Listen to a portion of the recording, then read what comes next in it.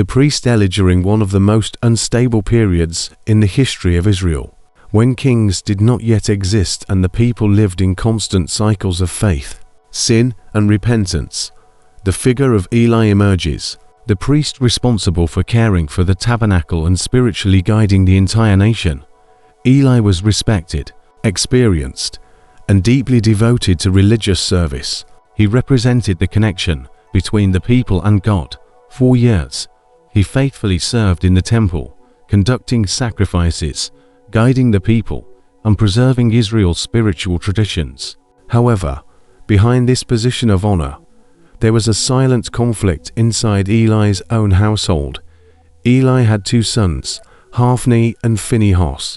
Like their father, they also served as priests, but unlike him, they showed no reverence for God. They abused the spiritual position they held. They took for themselves portions of the offerings that belonged to God, disrespected sacred rituals, and exploited the people. The priesthood, which should have been a symbol of holiness, was being used as a tool of corruption. Eli knew about his sons' behavior. He did rebuke them, warning them about the seriousness of the sins they were committing. But his rebukes were not enough to change the situation. He did not remove them from the priesthood, nor did he impose firm consequences. And this omission would eventually bring devastating consequences to his family and to his legacy. Over time, a man of God brought a severe prophecy. Eli's house would lose the priesthood, his descendants would not live long lives, and his 2 sons would die on the same day. It was a harsh message, but it reflected divine justice after years of spiritual disrespect. Meanwhile, a parallel story was beginning to form. A woman named Hannah lived in deep pain because she could not have children. In an intense prayer, she made a vow to God. If she received a son, he would be fully dedicated to divine service. God answered Hannah's prayer. She gave birth to a boy and named him Samuel, fulfilling her promise. While he was still a child, Samuel was taken to the temple and placed under Eli's care. At that moment, Eli's story gained a new meaning. Despite failing in the spiritual guidance of his own sons, Eli became a spiritual mentor to Samuel. He taught the boy how to serve in the temple, how to respect the presence of God, and how to live a life of devotion. Samuel grew up observing Eli, learning from his experience, and being spiritually shaped within the sacred environment. One night, Samuel heard a voice calling his name. Not understanding what was happening, he ran to Eli, thinking the priest had called him.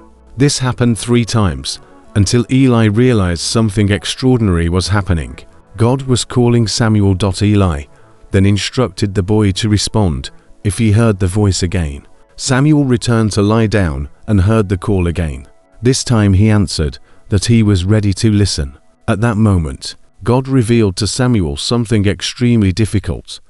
Eli's house would be judged because of his son's sins and because of Eli's failure to correct them firmly. Samuel was afraid to deliver the message, but Eli insisted that he tell the full truth. When he heard the message, Eli did not rebel. He accepted the divine judgment with humility, showing submission to God's will, even knowing it meant the end of his family's legacy. As the years passed, Samuel grew and began to be recognized as a prophet in Israel. Meanwhile, the prophesied destiny over Eli's house was approaching. Israel went to war against the Philistines. In a desperate attempt to secure victory, Hophni and Phinehas took the Ark of the Covenant into battle, treating the sacred symbol as a magical protection object rather than as a representation of God's presence.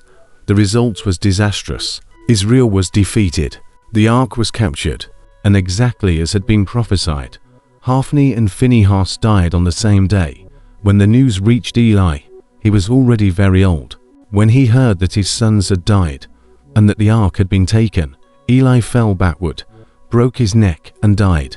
He was 98 years old. The story of Eli is not only a story of spiritual failure, it is a deeply human story. It shows how someone can be faithful in many areas of life and still struggle with personal weaknesses. It shows how spiritual leadership requires courage to make difficult decisions, especially within one's own family. But it also shows something powerful. Even with his failures, Eli helped shape Samuel, and Samuel would become one of the greatest prophets in the history of Israel, guiding the people during a historical transition and preparing the way for the rise of kings. The story of Eli teaches that spiritual position does not replace character, that tradition does not replace obedience, and that God continues His work by raising new generations, even when previous leaders fail. And it is exactly here that the next great story begins. The story of the boy who heard God's voice while still a child, the man who would guide Israel, anoint kings, and mark a new spiritual era for the entire nation. If you want to understand how Samuel left the temple to become one of the greatest prophets in biblical history, keep watching and see now his complete story.